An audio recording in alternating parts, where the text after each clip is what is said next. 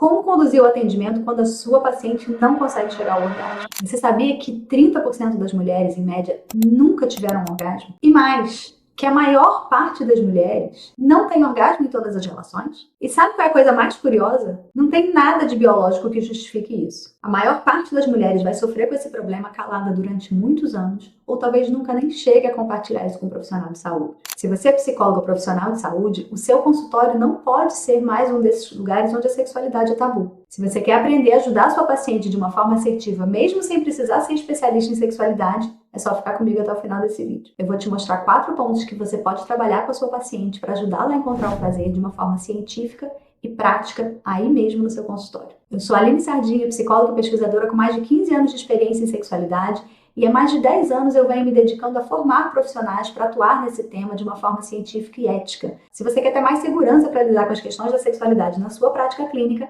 já se inscreve aqui nesse canal. O primeiro ponto que está na base da maioria das queixas de orgasmo é o que a gente vai chamar de crenças sexuais disfuncionais. O que são essas crenças? São crenças que a pessoa tem sobre como deve ser uma sexualidade normal. E aí você vai me dizer, ué, mas são as coisas que a gente vai aprendendo, não é? Exatamente. O problema é que elas são disfuncionais, ou seja, elas não só são mentirosas, não é exatamente o que acontece na prática, mas elas também fazem com que as expectativas que a sua paciente tem sobre o que ela devia fazer na intimidade dela, o que é certo, o que é errado, não ajudem a que ela tenha uma sexualidade funcional, saudável e satisfatória. Crenças como uma hipervalorização da penetração, então a ideia de que o sexo com penetração é mais importante, mais saudável, mais certo do que o sexo que não envolva a penetração, e aí o sexo passa a girar todo em torno da penetração. E a gente sabe que a maior parte das mulheres não chega ao orgasmo apenas através da penetração. A ideia de que o homem deve conduzir a relação, que ele decide quando iniciar, que ele decide quando ele vai fazer uma determinada prática ou outra, que ela não pode tomar a liderança nesse processo, que ela se sinta constrangida em pedir uma determinada prática sexual ou em usar as mãos para se estimular ela mesma, ou até sugerir o uso de vibrador ou uma mudança de posição. A ideia de que é o homem que tem que conduzir, que ele é que precisa saber como dar orgasmo para ela. Outro perfil de crenças sexualmente disfuncionais gira em torno da ideia de que a mulher precisa ser desejada. Então, que a tarefa dela no sexo é ser bonita, ser gostosa, ser atraente,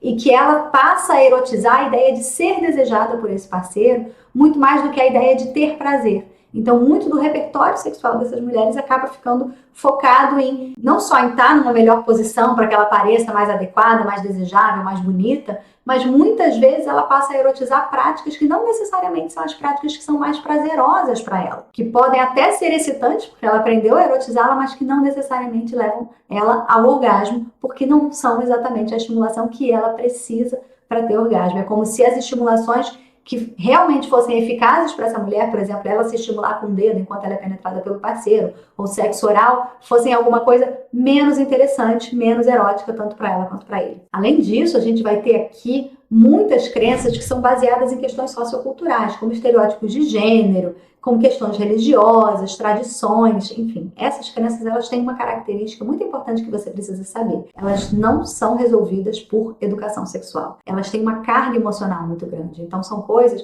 que a pessoa aprendeu em casa, são coisas que a pessoa aprendeu sobre ser mulher, sobre ser homem, sobre pertencer a um grupo, sobre ter valor na sociedade, sobre ser pecado ou não ser pecado, enfim, tem uma carga emocional maior nesse perfil de crenças que faz muitas vezes com que aquela mulher assuma papéis na sua sexualidade que não necessariamente conversam com ela ter mais prazer ou com as necessidades dela, mas que tem a ver com essas prescrições. Então, o sexo é para agradar o marido, eu preciso fazer sexo porque isso é importante para ele. O homem tem mais vontade, o prazer do homem é mais importante do que o meu. Uma mulher de verdade não tem tanto desejo. Eu preciso controlar o meu desejo para que eu possa ser valorizada. Se eu fizer sexo com muitos parceiros, então eu tenho menos valor. Se eu tenho mais desejo sexual e eu não controlo o meu desejo sexual, então eu não sou uma mulher para casar. Todas essas questões que a gente sabe que estão ali são mais do que batidas, mas que a gente precisa compreender que muitas delas estão moldando a maneira como a nossa paciente toma decisão na hora de se estimular e ter estímulo na relação sexual. E essas crenças são importantes que a gente possa mapear, porque muitas vezes você vai sugerir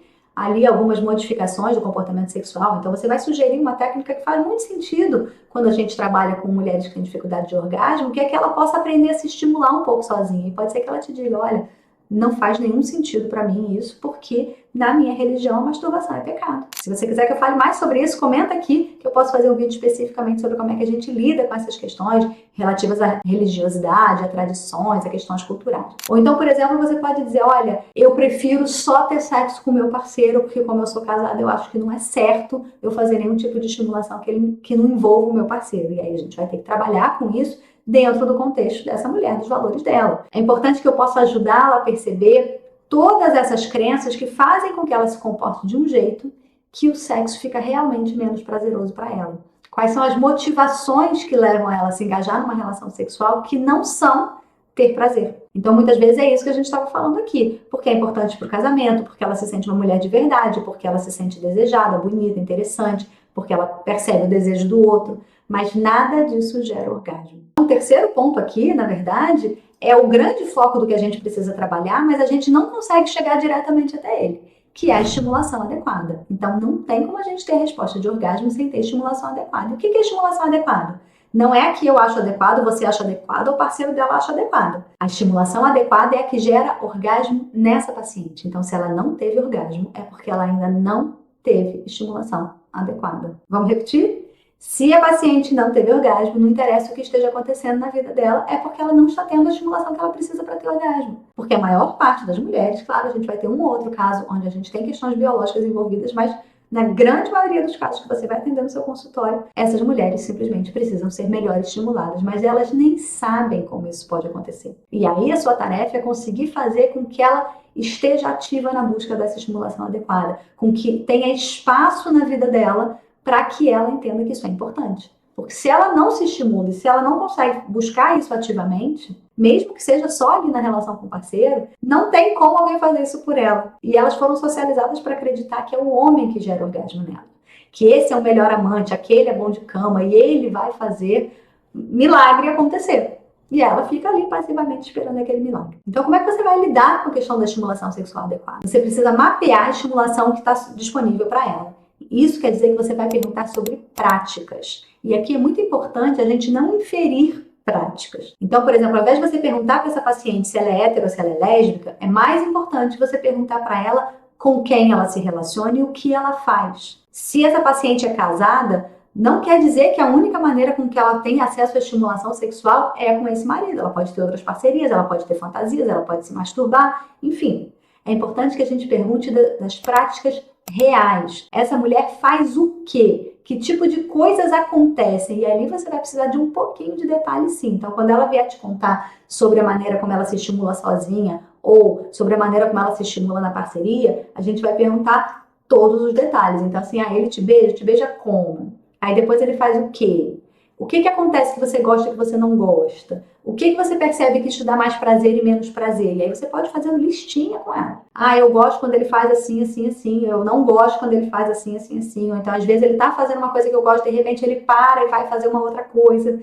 E aí você vai vendo com ela ali, no pequeno mesmo, no detalhe das práticas, o que poderia ser diferente. Claro que muitas dessas mulheres também vão precisar de uma certa educação sexual. Então, às vezes as mulheres não têm informações muito básicas, por exemplo, aonde fica o clitóris, que o clitóris é importante ser estimulado, que elas não vão ter orgasmo através da vagina sem nenhum tipo de estimulação do clitóris, mesmo que seja dentro ali da vagina durante a penetração, mas que o órgão responsável por gerar orgasmo é o clitóris, que esse clitóris ele precisa ser estimulado dentro de um processo excitatório, então que não adianta estimular o clitóris se essa mulher não está excitada, né? Que ela precisa entrar num processo excitatório para então estimular, e aí então ter mais sensibilidade, e aí então conseguir ter prazer, porque é muito comum as mulheres com queixa de orgasmo dizer assim, eu não sinto nada.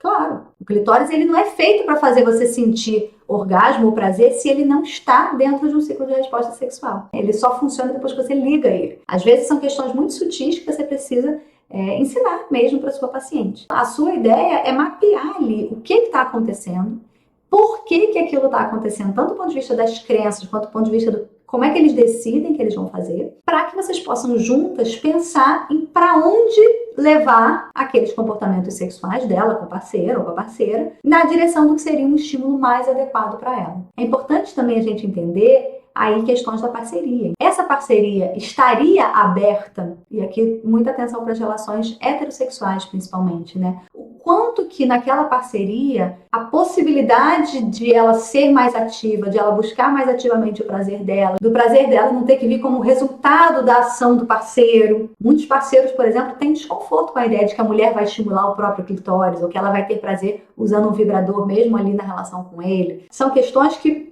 podem até passar por você chamar essa parceria para fazer uma orientação, se isso for possível. Ou pelo menos para que você possa entender que naquele contexto, onde o prazer dela não tem muito espaço, ela não pode ter uma postura mais ativa, às vezes mesmo um parceiro que parece muito interessado em fazer ela ter orgasmo, se ele entende que é ele que tem que fazer ela chegar ao orgasmo, ele acaba sendo um fator dificultador dela chegar ao orgasmo, porque ele vai ficar ali fazendo um monte de manobras que ele aprendeu, que ele comprou num curso online, sei lá, onde ele tirou aquela ideia, mas é igual coçar as costas. Se a pessoa consegue coçar as costas, provavelmente ela consegue muito melhor do que se ela tiver que ficar mais para lá, mais para cá, ou se a outra pessoa tiver que ir lá e coçar do jeito que ela achar que deve. O orgasmo é pessoal e intransferível. Não tem como alguém gerar o orgasmo na outra pessoa. São essas questões que você pode ir conversando com a tua paciente no consultório e que a grande maioria das queixas de orgasmo se resolvem com essas intervenções. Essa é a boa notícia. E boa notícia para essas pacientes que muitas vezes nunca nem imaginaram que seria possível tratar desse assunto com você e resolver esse assunto de uma forma muito mais prática do que elas acharam que seria. Então, quando a terapia cognitiva sexual te ajuda a trazer a ciência da sexualidade de uma forma muito mais simples e prática para dentro do seu raciocínio clínico, um tema que poderia ser tabu, que seria difícil, complicado, passa a ser muito mais simples, passa a ser apenas mais uma etapa do cuidado em saúde da sua paciente. A TCS é um método confiável, científico e estruturado que te ajuda a perder o medo de lidar com a sexualidade na sua prática clínica. Se esse vídeo fez sentido para você, já se inscreve aqui no canal. Sempre tem conteúdo novo aqui sobre sexualidade e prática clínica esperando por você.